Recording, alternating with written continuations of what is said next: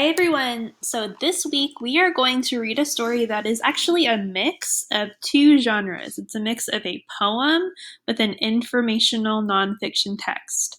Today, all we're going to do is look at the first page and just discuss some things that we notice and see, and then you'll finish reading the story on your own to be ready to do some more activities with the story later this week. So this story is called How Do You Raise a Raisin? How do you raise a raisin? Tell me so I'll know. They're such peculiar little things. How do they sprout and grow? Do raisins grow on Earth or other planets far away? Do aliens collect them and space shuttle them our way?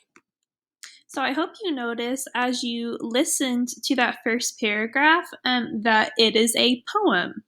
There are lines in this first stanza of poetry. I hope you notice some of those rhyming words. The word know and grow are at the end of the lines and they rhyme. I wonder if that pattern is going to continue in the other stanzas. We'll have to read to find out. I also noticed that this first stanza is asking a lot of questions. And so we will see when we keep reading how those questions get answered. Raisins are dried grapes. So far, there is no proof that raisins grow on other planets. Raisins are grown on Earth in countries like Turkey, Iran, Greece, Australia, and the United States. Okay, so the first stanza in that poem was asking, where do raisins grow? Do they grow on Earth? Do they grow in outer space? And this second paragraph is answering that question.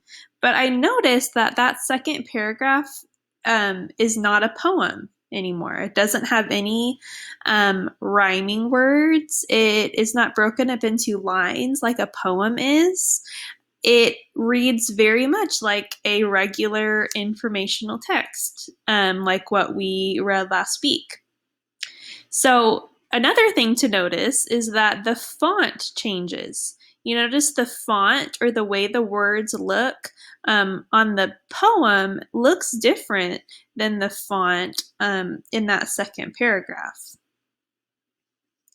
So it seems like there is a poem in one paragraph or in one stanza, and it's asking questions. And then in the next paragraph, there's an informational paragraph that answers it, which is going to be a really important pattern for you to notice as you do some other activities with this story this week.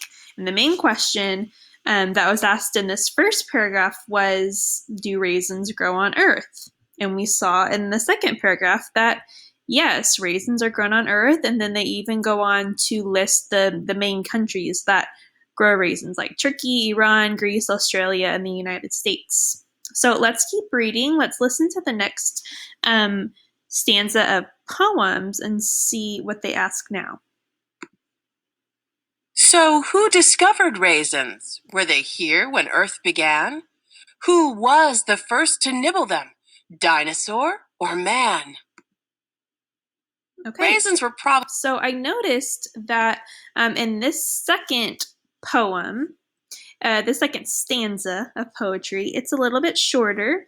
I notice another set of rhyming words at the end of two of the lines, began and man. And we can really summarize all of these three different questions that were asked in this stanza in our own words. We can kind of put all of those together and realize that it's asking, how long have raisins been around, or who discovered raisins? So if we keep reading and we go past that stanza, we're going to get to the informational text that is going to tell us the answer.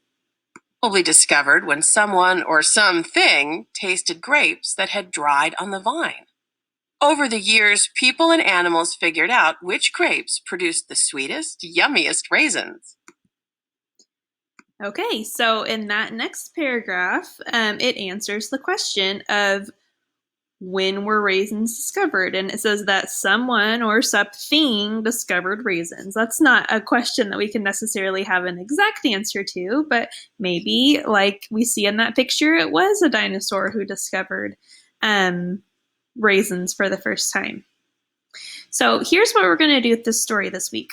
As we go through this week, you are going to be looking at some of the stanzas of poetry that are asking questions, and then you're going to read the informational text to figure out the answer to those questions. So today, what you're going to do is when this video is over, you're going to open up this story on HMH, and you're going to start on whatever this next page is after the one we just read. I think it's 313. You're going to read that page and the pages after, and you notice that it follows the exact same pattern we saw. It's asking questions in poetry form and then answering the questions in an informational text form. So as you read, you're going to find all of the questions that are being asked and then answer them. But for today, when this video is over, you're just going to go to the story and just read it all the way through. You can have it play the story to you, or you can read it on your own, but you'll have that all the way read so that tomorrow and Thursday, when you get on Seesaw, you'll still need to open up the story to read it and to get that information, but you'll already have a good idea and a good background of what this story is about. If you have any questions, make sure to let your teacher know. I'll talk to you later. Bye.